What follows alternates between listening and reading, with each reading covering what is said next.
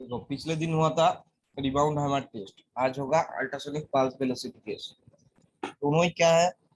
दोनों है non destructive test. ठीक है, मतलब सीटीएम जो है तुम्हारा डिस्ट्रक्टिव, मतलब कंक्रीट होने के पहले ही कंक्रीट होने का टाइम में क्या करना पड़ता है? कंक्रीट भर देना पड़ता है।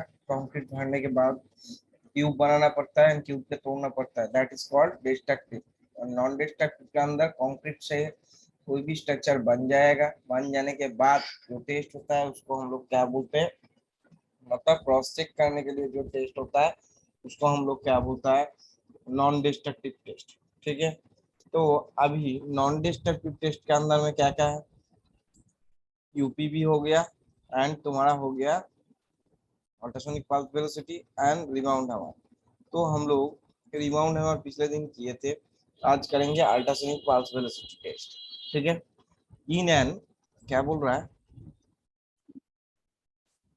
In an actual structure at site, it is not possible to estimate the strength directly. तो साइट में, एक्चुअल स्ट्रक्चर एट साइट में तो स्ट्रेंथ हम लोग को डायरेक्टली मेजर करना पॉसिबल नहीं है। ठीक है, some estimates of the quantity of concrete as well as of the uniform of casting of a structure can, however, be obtained by non-destructive techniques such as ultrasonic pulse velocity and rebound hammer test। तो कुछ non destructive test से हम लोग just assume कर सकते हैं, मतलब इतना स्ट्रेंथ होना चाहिए हो सकता है। तो वो उसलिए हम लोग क्या करते हैं?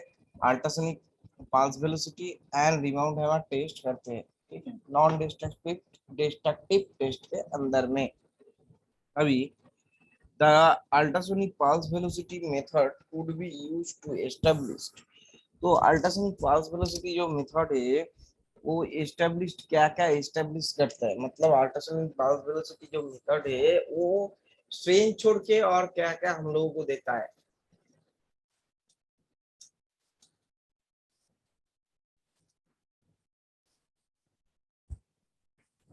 तो स्ट्रेन छोड़ के क्या क्या देता है? The homogeneity of the concrete, मतलब कंक्रीट जो हम यूज किए हैं, वाइब्रेट करके रखे हैं, मतलब कंक्रीटिंग किए हैं, तो वो होमोजीनियस है ना हेट्रोजीनियस है, उसको नोट करने के लिए, डिनोट करने के लिए क्या करते हैं हम लोग? यूपीबी टेस्ट करते हैं। The presence of cracks, voids and other imperfections, मतलब presence of cracks, voids and other imperfections. तो अंदर में क्रैक है ना वॉइड है, मतलब खाली जगह है, इम्परफेक्शंस और दूसरा कुछ होने से तो क्या करेगा? अल्ट्रासोनिक पल्स वेलोसिटी टेस्ट में पता चल जाएगा।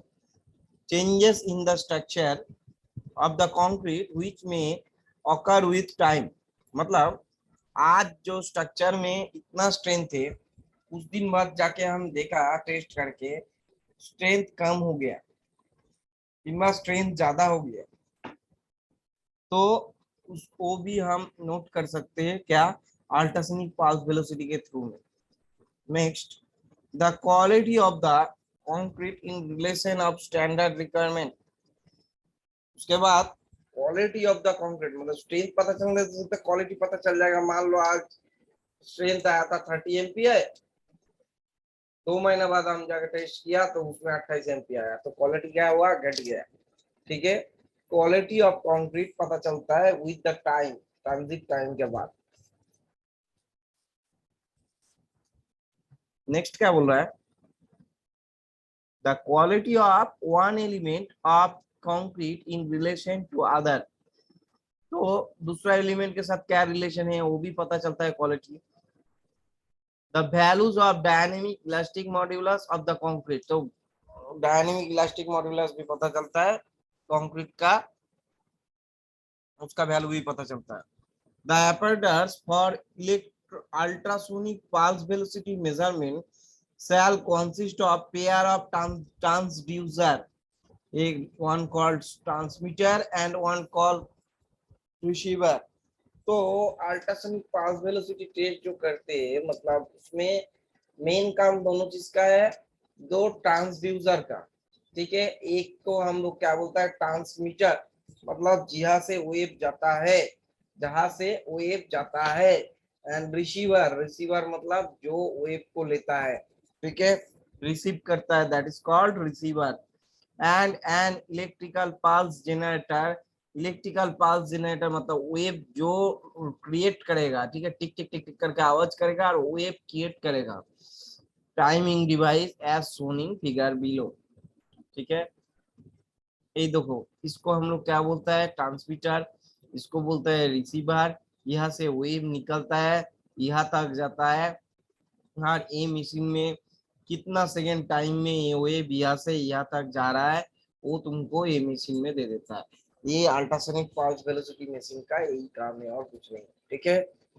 ये इधर वाला है बाया, ये जो है तुम्हारा क्या बोला ट्रांसमीटर, ये है रिसीवर। और इसके ऊपर में जेल लगाना पड़ता है, क्योंकि उसके अंदर वॉइड ना, मतलब हवा का वॉइड जो है वॉइड ना रह जाए कंक्रीट सरफेस के ऊपर। बीच में कंक्रीट देना पड़ता है, वो कंक्रीट से हमको पता चल जाता है मतलब कितना टाइम में ये जो वेव छोड़ रहा है, ये वाला जो पार्ट है लेफ्ट वाला वेव छोड़ रहा है, ये वेव रिसीवर में पहुंचने में कितना टाइम लग रहा है, ठीक है, इतना माइक्रो सेकेंड टाइम लगेगा, वो हमको समझ में आ जाएगा।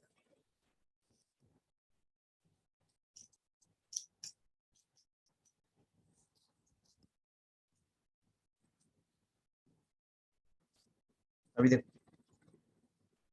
the ultrasonic pulse is generated by electroacoustic transducer. When the pulse is induced into the concrete from a transducer, it undergoes multiple reflection at boundaries, different material phases within the concrete. A complex system of trace wave developed with the impulse longitudinally shear and surface waves. The receiving transducer detects the onset longitudinal waves, मतलब only for जो wave तुम्हारा transmitter से आ रहा है, longitudinal wave जो आ रहा है उसको ही लेगा, कौन लेगा, रिसीवर लेगा। which is the fastest, मतलब जो फास्टेस्ट वे है, तो फास्टेस्ट वे वही होगा जो ट्रांसमीटर से आ रहा है, तो उसको ही रिसीवर लेगा, वही वेव को, जो फास्टेस्ट वेव है उसको। Because the velocity of the pulse is almost depend the geometry of the material which they pass depend only elastic properties. Pulse velocity method is a convenient technique for investigation in situ concrete, मतलब पास velocity method तो एक कॉन्वीनियंट technique है investigation in Situ, जो concrete हो गया वो concrete होने के बाद उसका स्ट्रेंथ निकालने के लिए। The underlying principle of assessing the quality of the concrete is that comparatively higher velocity are obtained when the quality of concrete in terms of density, homogeneity and uniformity is very good.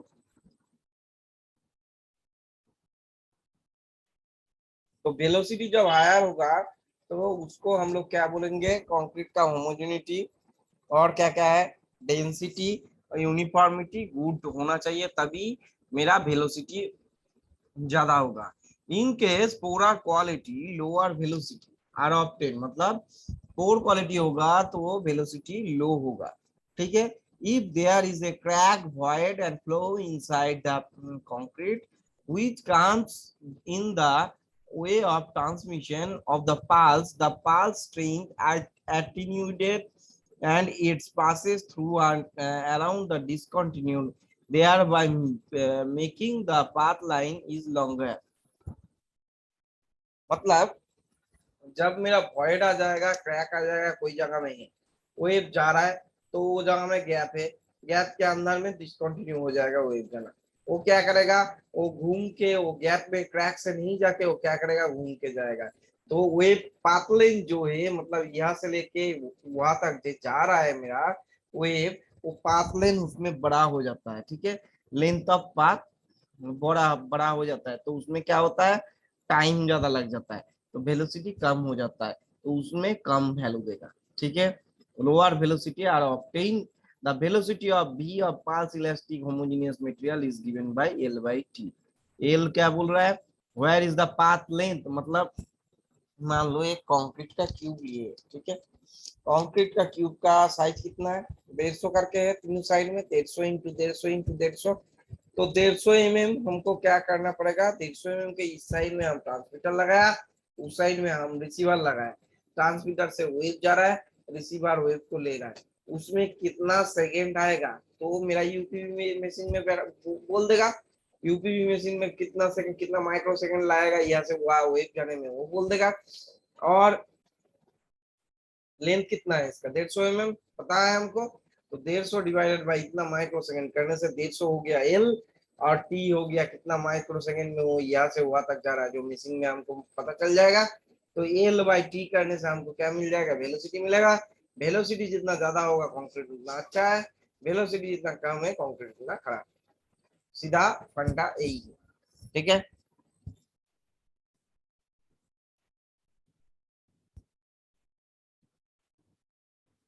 Where L is the path of the concrete, ठीक है। The elastic contents E and V are affected by the nature and continuity, solid phase, porosity, and present microcracks. The some parameters affect of the strength of the concrete. वही सब के लिए, porosity के लिए, presence of microcracks के लिए, ये सब strength of concrete को affect कर सकता है।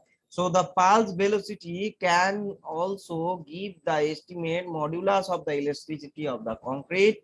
The dynamic Young modulus E, MPa and the concrete is determined using the following relationship: E equal to rho bracket में 1 प्लस म्यू ब्रैकेट में 1 माइनस 2 म्यू। तो हम यहाँ से क्या, ये फॉर्मूला से हम क्या निकल सकते हैं, dynamic Young modulus of elasticity, where v is the pulse velocity metre per second, यहाँ से हमको v मिल जाएगा pulse velocity metre, mu is the dynamic Poisson ratio, rho is the density of the concrete मिल जाएगा।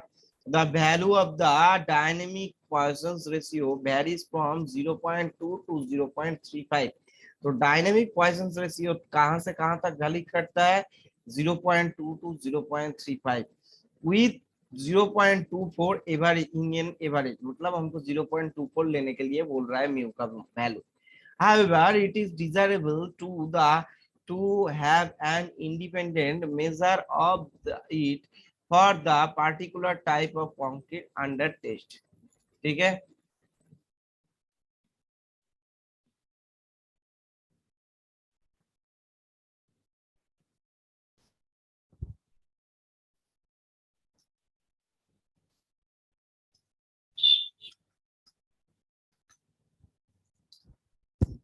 अभी देखो, frequencies as low as 10 kilohertz and high as 200 kilohertz has used to UPV test। तो frequency किसके किसके अंदर में होना चाहिए, 10 kilohertz to 200 kilohertz। High frequency pulses have well defined outside but the pass through the concrete, ठीक है, they become attenuated more rapidly than the pulse of lower frequency। ज्यादा फ्रीक्वेंसी होगा तो ज्यादा जल्दी जाएगा ये सीधा बात है। It is therefore preferable high frequency transducer 60 to 200 kilohertz for shorter span length down 50 mm।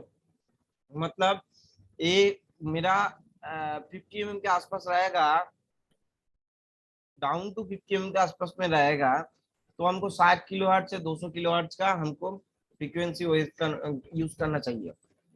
Low frequency transducer 10 to 40 kilohertz long path up to 15 metre, मतलब उसमें हमको क्या ये होना चाहिए, यूज करना चाहिए अप टू 15 मीटर जो पाथ है वो हमको यूज करना चाहिए। UPV testing ideally requires two-sided access the structure element of the question। एक डायरेक्ट ट्रांसमिशन मतलब ये है कंक्रीट, मतलब कंक्रीट का बीम ऊपर लगा लो नीचे लगा लो, that is called direct transmission. ठीक है, element in question direct transmission although testing around the corners, semi direct transmission.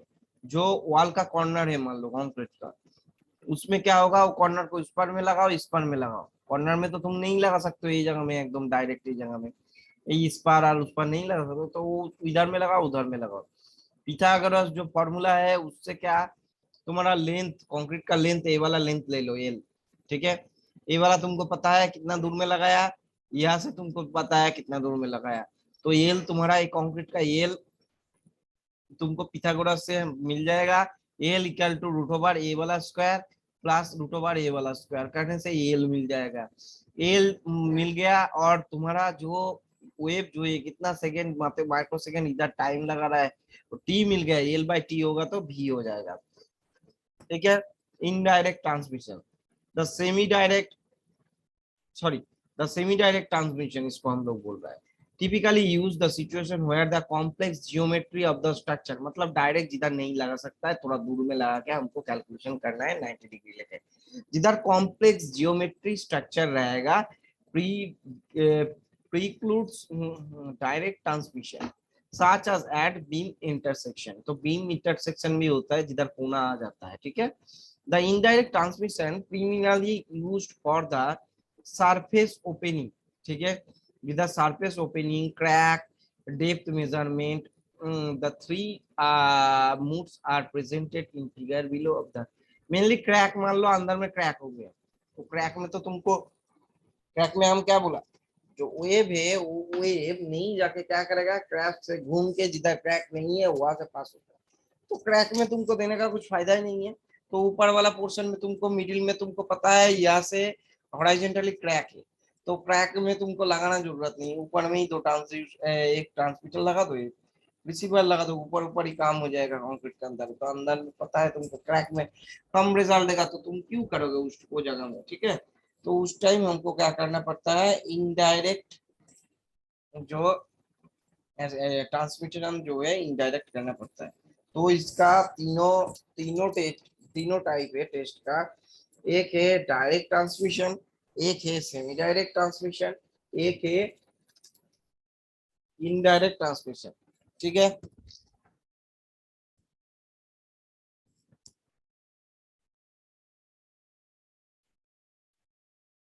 there are various factors which influence pulse velocity measurement such as, क्या क्या है, मटेरियल pulse velocity measurement में जो जो various factor influence कर सकता है वो क्या क्या है, material and mixed proportion of concrete, density and modulus of the elasticity of the aggregate, surface condition and moisture content of the concrete, path length, shape, size of the concrete, temperature of the concrete, stress to which the structure is subjected, reinforcing bar, contact between transducer of concrete, crack and void। इतना कुछ में मेरा जो result है वो result influence हो सकता है। पहला क्या बोला, मटेरियल जो है मिक्स प्रोपोर्शन में एक है। ठीक है, डेंसिटी जो है, ठीक है, सरफेस कंडीशन कौन सा है, मॉइस्चर है ना सूखा है, पाथ लेंथ मतलब पाथ लेंथ कौन सा है, टेढ़ा है ना क्या है, हमको पाइथागोरस लगाना पड़ रहा है ना सीधा है, शेप क्या है कंक्रीट का, साइज क्या है मैटर करता है, टेम्परेचर क्या है उधर का मैटर करता है, stress which the structure subjected मतलब कितना स्ट्रेस पड़ रहा है वो सब्जेक्ट मतलब वो स्ट्रक्चर के ऊपर, रेनफोर्सिंग बार के कौन सा यूज किया है, contact between transducer and concrete, transducer and concrete मान लो कांटेक्ट नहीं हुआ ठीक ठाक से, तो उसमें हम क्या करेंगे, क्रैक्स एंड वॉइड्स रहने से क्या करेंगे, generally a coupling agent and such as oil, petroleum jelly, soluble jelly, moldable rubber and grease or a grease should be applied to the transducer, मतलब ट्रांसड्यूसर के ऊपर में ये सब कुछ में से एक पेट्रोलियम जेली हो गया, सॉल्यूबल जेली हो गया, मोल्डेबल रबर हो गया, ग्रीस हो गया, कोई भी एक चीज हमको लगाना है। और the surface of the both function the coupling agent eliminating air, तो एयर को एलिमिनेट करने के लिए उसका ऊपर में जो एयर रहता है उसको एलिमिनेट करने के लिए the contact surface of the transducer of the concrete, तो अच्छा से क्या करेगा, सरफेस के ऊपर चिपक जाएगा और सरफेस के ऊपर रह जाएगा। ठीक है, इसके लिए हम लोग क्या करते हैं, इसके लिए उसके ऊपर ग्रीस पेट्रोलियम जो भी है कुछ हम लोग लगा देते हैं। The quality of concrete in terms of uniformity, indices, and absence internal flaws, cracks, and segregation, and in the etc. indicative of the level workmanship employer can be assessed with guidelines and following tables। देखो ये है, ये मेरा as per IS code 2018 का जो IS code है ये है तुम्हारा फॉर्मूला। कंक्रीट जो है इन किलोमीटर पर सेकेंड में 4.4 के ऊपर चला जाएगा, जो मैं वेलोसिटी यहाँ से निकल रहा हूँ वो 4.4 के ऊपर जाएगा, तो हम कंक्रीट को हम क्या बोलेंगे, एक्सीलेंट। 3.75 टू 4.0 होगा तो गुड होगा।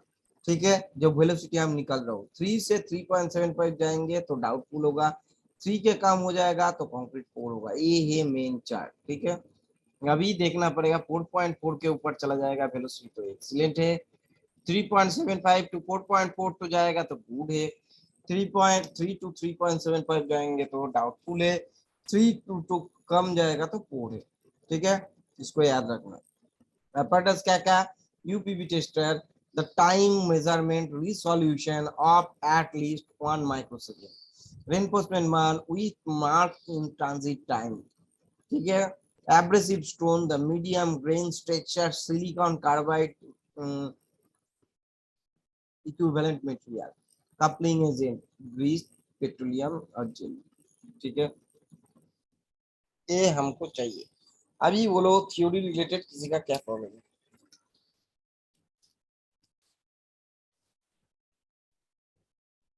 सिमुलेशन में जाऊंगा, थ्योरी रिलेटेड प्रॉब्लम है किसी का तो बोलो। ठीक है,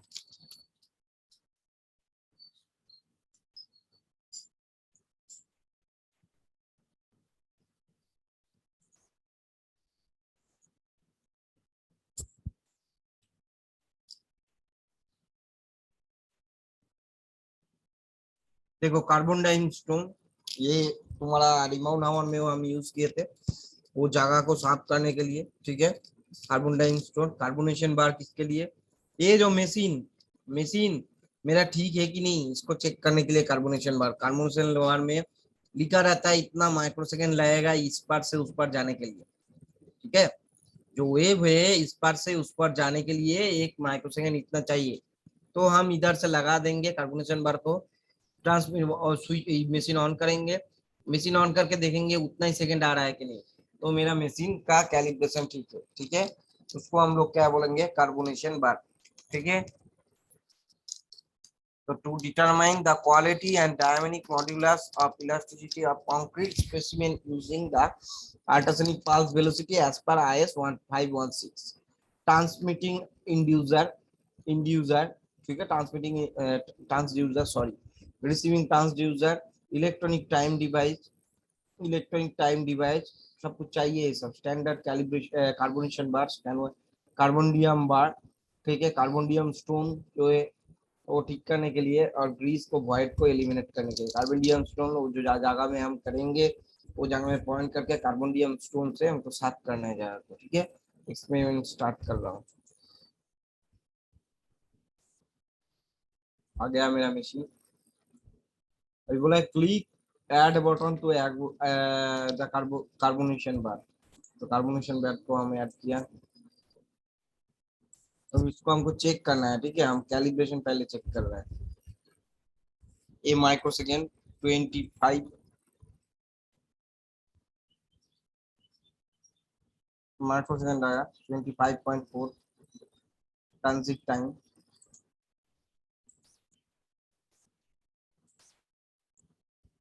मॉइस्चर ना हुए ड्राईली रहो सरफेस। हम क्या बोला, direct transmission, semi direct transmission and indirect transmission, तो सेमी डायरेक्ट ले रहा हूँ हम।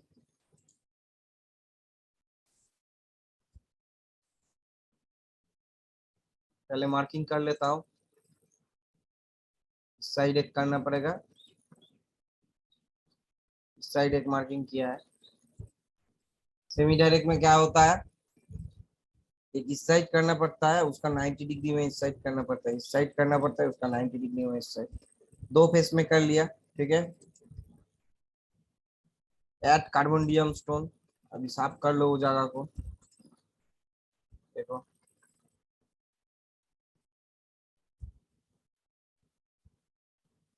Add button to grease box,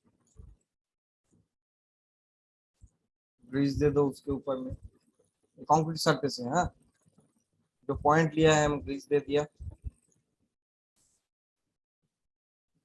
machine चलाया,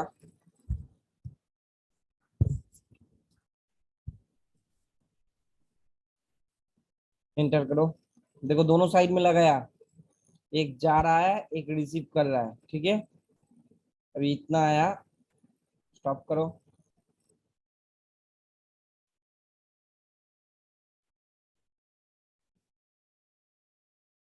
शो करो। देखो टोटल पाथ लेंथ था टी था, सॉरी टाइमिंग कितना था माइक्रो सेकंड में, अभी कितना है 107.3। पाथ लेंथ कितना है वहां से कैलकुलेशन करना है, root over square plus B square करने से क्या होगा, पाइथागोरस लगाने से हमको मेरा लेंथ मिल जाएगा, लेंथ यहाँ से आ जाएगा। अभी रिजल्ट आया 107.3, तो इसको 0.03 को एक किस में आया, एमएम में आया।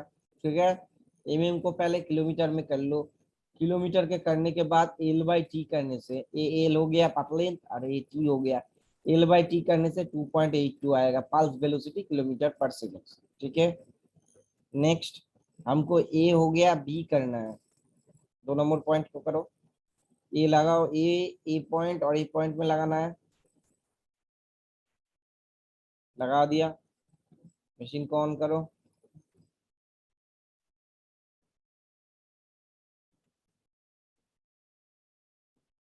ऑन किया,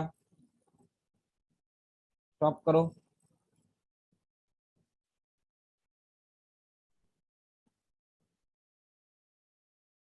इसका भी सेम चीज आ गया, बी का टाइम कितना आया 106.4 माइक्रो सेकेंड, और यहाँ से 0.295, यहाँ से किलोमीटर में, और यहाँ से सेकंड में कन्वर्ट करो, माइक्रो को माइक्रो सेकंड का सेकंड में कन्वर्ट करो, उसके बाद डिवाइडेशन करो तो 2.77, 2.82 और 2.77 के दोनों का एवरेज करो, आ जाएगा 2.80। ठीक है, पल्स वेलोसिटी 2.80।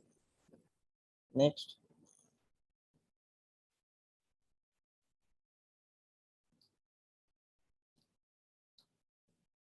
अभी जो डायनामिक मॉड्यूलस ऑफ इलेक्ट्रिसिटी वो तो हो गया, तो वो हो गया, वो कितना आया 2.80। पहले इसको दिखा दे रहा हूँ 2.80 अच्छा है ना क्या है, हम दिखा दे रहा हूँ।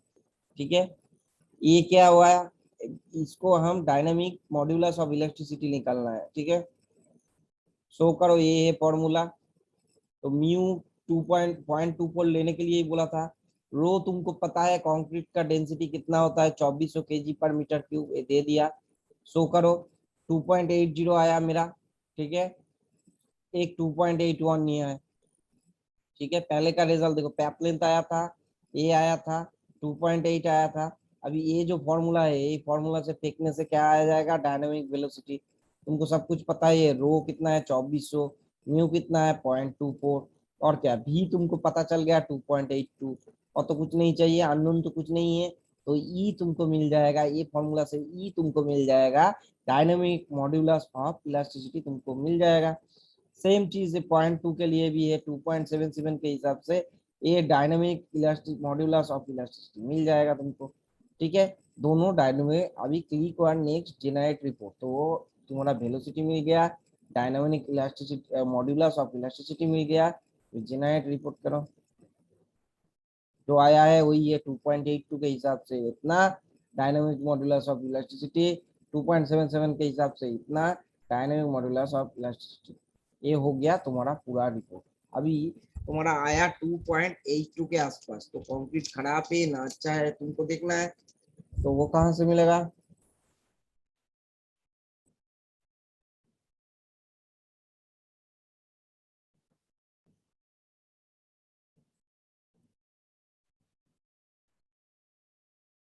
वो यहाँ से मिलेगा 2.82, मतलब 3 से नीचे जा रहा है। देखो वेलोसिटी जो है 3 से नीचे है, तो कंक्रीट पोर है। मतलब ये वाला ट्रिक से हमको क्या मिला, दिस कंक्रीट इज पोर, मतलब दैट इज, मतलब useful, not useful for side, मतलब स्ट्रक्चर, मतलब वो स्ट्रक्चर को तोड़ भी हम लोग सकते हैं। तो वो जब मेरा 4.40 के ऊपर में जाएगा वो कंक्रीट होगा एक्सीलेंट, 3.75 टू 4.0 जाएगा तो वो होगा गुड, और 3 टू 3.75 जाएगा तो वो होगा डाउटफुल। मतलब 3 के नीचे से डाउटफुल चालू हो जाएगा, 3 के नीचे गया 2.82 गया वो कंक्रीट 4, मतलब वो स्ट्रक्चर तोड़ देना पड़ेगा एक स्ट्रक्चर। ठीक है, अभी बोलो किसी का क्या समझ में नहीं है।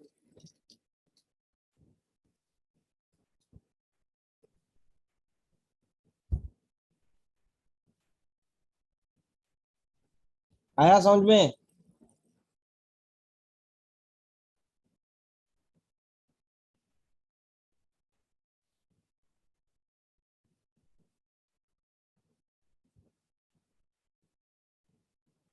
Hemant Kumar Mandal, Hemant, Hemant Kumar Mandal, yes sir. समझ में आया? बोल रहा हूँ कुछ प्रॉब्लम है? No sir. रंजन है? रंजन,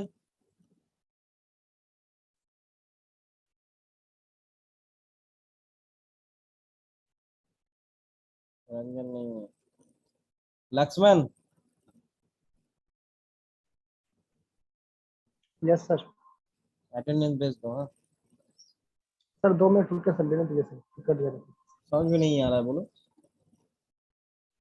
2 मिनट अटेंडेंस ले लेते हैं सर, फिर काटिएगा। तुम्हारा बात कुछ समझ में नहीं आ रहा है, तुम अटेंडेंस को स्क्रीनशॉट लो हमको भेज दो, ठीक है? सर वेट करने बोल रहा है सर। हम्म। अच्छा, टेस्ट लेके किसी का कुछ प्रॉब्लम है? नेटवर्क प्रॉब्लम कर रहा है तुम लोगों को, आवाज मतलब तुम लोगों को बात उतना अच्छा से सुनाई नहीं दे रहा है, उसलिए प्रॉब्लम है। किसी का कुछ प्रॉब्लम नहीं है तो हम ऑफ कर रहा हूँ, ठीक है?